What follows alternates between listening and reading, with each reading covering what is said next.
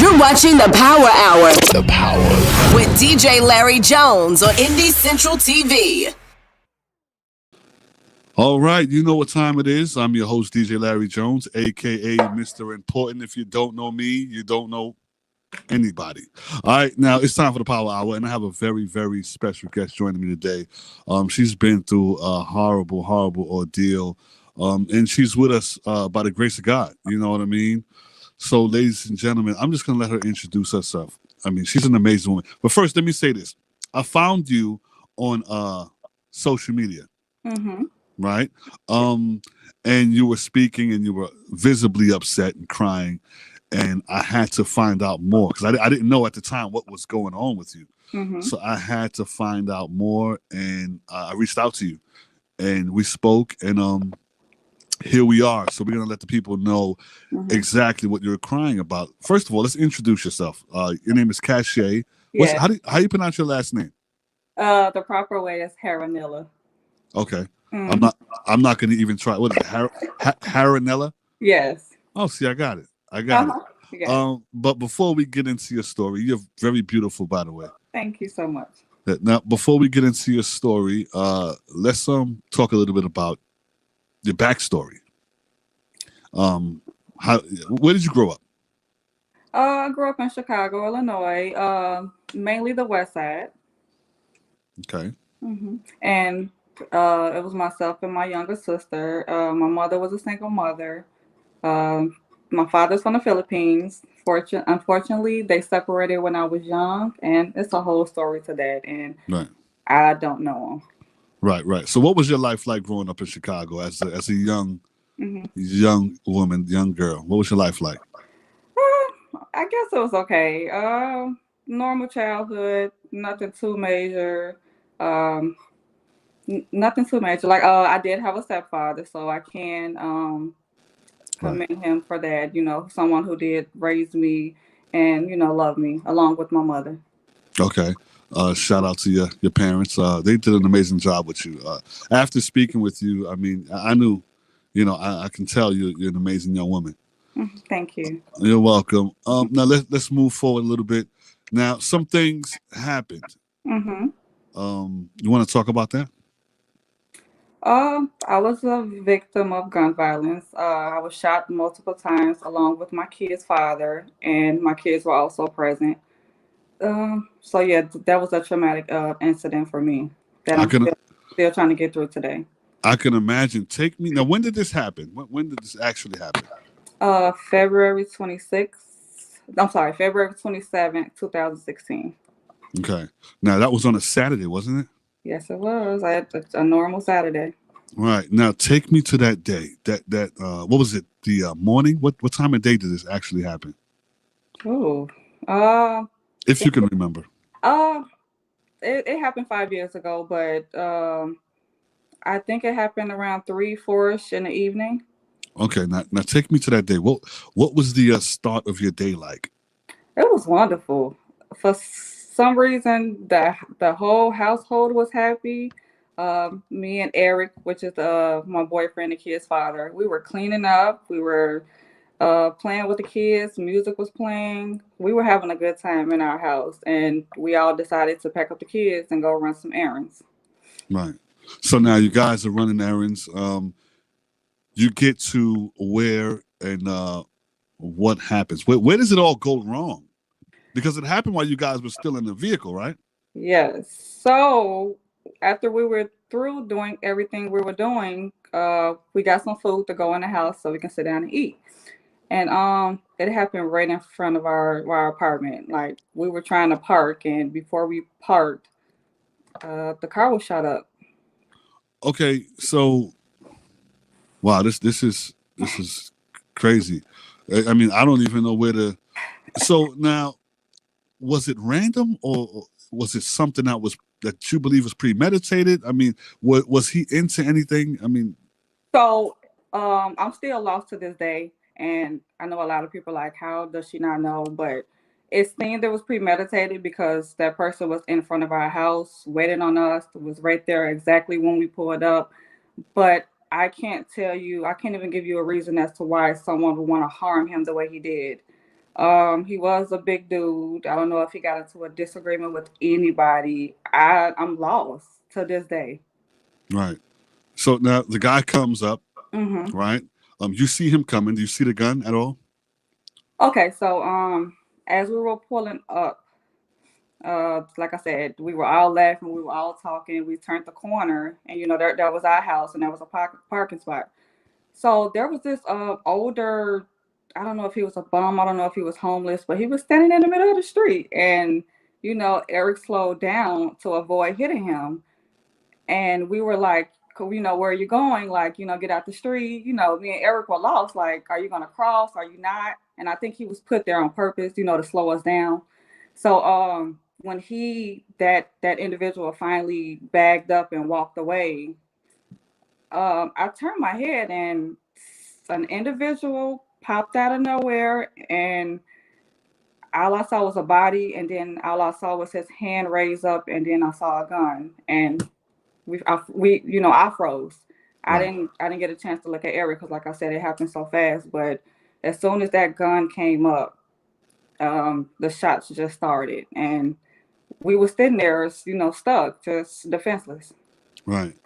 Wow. Now, like you said, neither one of you had anything to say at the time. Not even, oh wow, or what's there was nothing said. It was just pure shock. We couldn't even say we couldn't say one word. As soon as Right. that person jumped out the alley, it's like it was just pow, pow, pow, and it seemed like the shots never ended. And it's like we were shot up. Me and the kid's father was shot up, and I didn't even know I was shot. I didn't. How many times were you hit? I was hit 3 times. Okay, and one caught you in the jaw, right? So I believe the first one went in and out, and my whole face was hanging. I didn't even know. Another bullet, I tried to jump in the back seat to cover my children, and it hit me in my bottom. It hit my private area, and it came out of my leg. And thank God the children were not hit at all, right? By the grace of God, yeah. There were so many bullets. Honestly, I thought they were dead. Like, I was scared to turn around. I was scared to look. I thought my babies were dead. So, I mean, it all happened so fast. Like, I'm just sitting there with my hands like this, seeing blood everywhere. And I have a bullet in my hand now, trying to cover my face again after I sat back down, trying to cover my kids, because I didn't make it to cover them. That must have been pretty scary. I'm pretty sure it was pretty scary. I couldn't imagine. I didn't even know I was hit. Like, I didn't. I couldn't feel anything. I just knew for some reason I couldn't scream. I didn't know anything. Now, the recovery process was pretty grueling. When did you find out? Did you lose consciousness at all during this whole time? So I was woke the whole time. When I So, say, go ahead. No, so you look over at Eric, and what do you see? Is he already passed away? He was passing away right before my eyes. So I'm sorry. No, take your time. Take your time. Take your time. If you need a moment, just take a moment.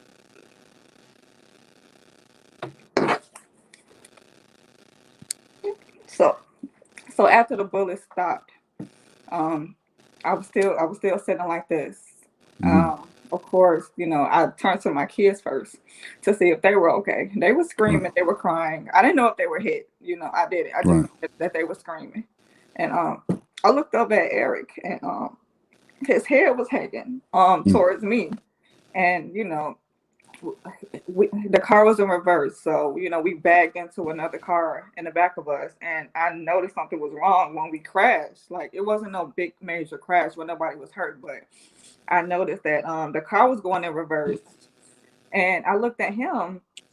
His head was hanging, and there was blood coming from his nose and his mouth, and he burped, or he gasped for his last breath, and he just instantly passed away. And I just sat there and sat there like this, just staring at him. Like, I couldn't even try to help him. I couldn't do anything. I just sat there looking at him take his last breath. Wow. Now, the recovering process, not only physically, but mentally, I mean, just still going through the grieving and the recovery process. First of all, take me through the physical recovery process. I mean, tell me about that.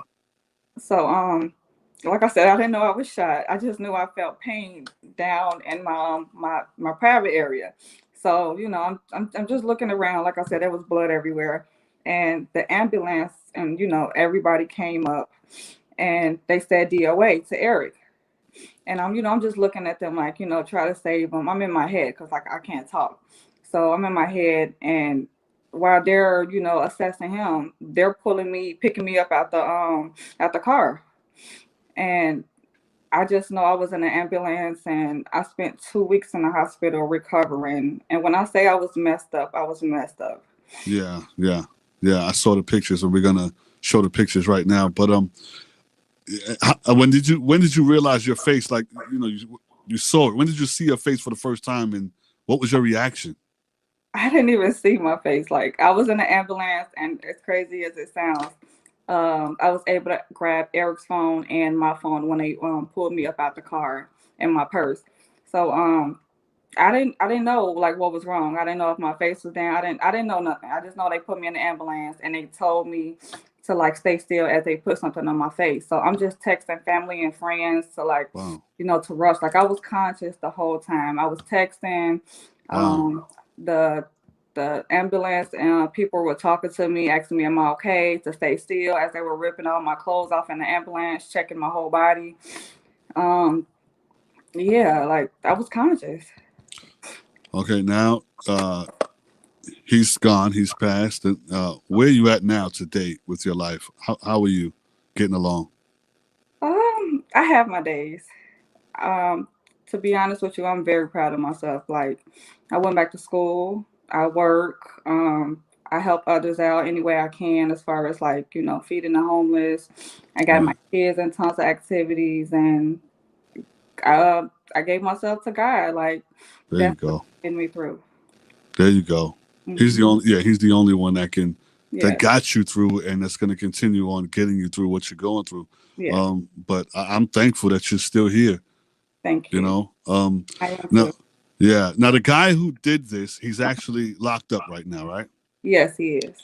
Okay, and the trial has not started yet. No, and due to COVID, everything has been prolonged. I've been ready to go to trial. I've been ready to, get justice. Like I said, I don't know who he is or why he did it, but it's like I need some type of closure, something. Right. Now, what do you want people to know? I mean, first of all, let's. Yeah, what do you want people to know? What do you want people to do to help? What can we do to help you? Um, if anybody has information about why this individual did what he did, just please speak up, because there were a lot of people out there like trying to come to our rescue, and I know they seen something. And then it's a small neighborhood. I know somebody knows something Yeah. as to why, Right. Yeah. Is there a number, or what, can they just call the police and give information if they have any? Yeah, I think I would prefer the police, because I've I've been kind of paranoid, Yeah. living Yeah. life like kind of secluded, because I don't want nothing else to happen, because I saw who did it. I know I don't know him, but I was able to identify him, so I try to keep my family safe. Like I said, you're an amazing woman, Thank and you. you know, thank you for sharing your story. And No, if you need anything, then we're right here for you. Okay. thank you. I hope I told my story in a way people can understand, because there's a lot of more details, but it's like, I didn't want to say I could talk for hours about it, but And we would love to have you. We would love to hear more of your story. Whenever you feel like mhm. you want to talk to us and come back on the show, then so be it. We're here for you. Thank you so much. All right. Keep it locked in right here. It's the Power Hour. I'm your host, DJ Larry Jones.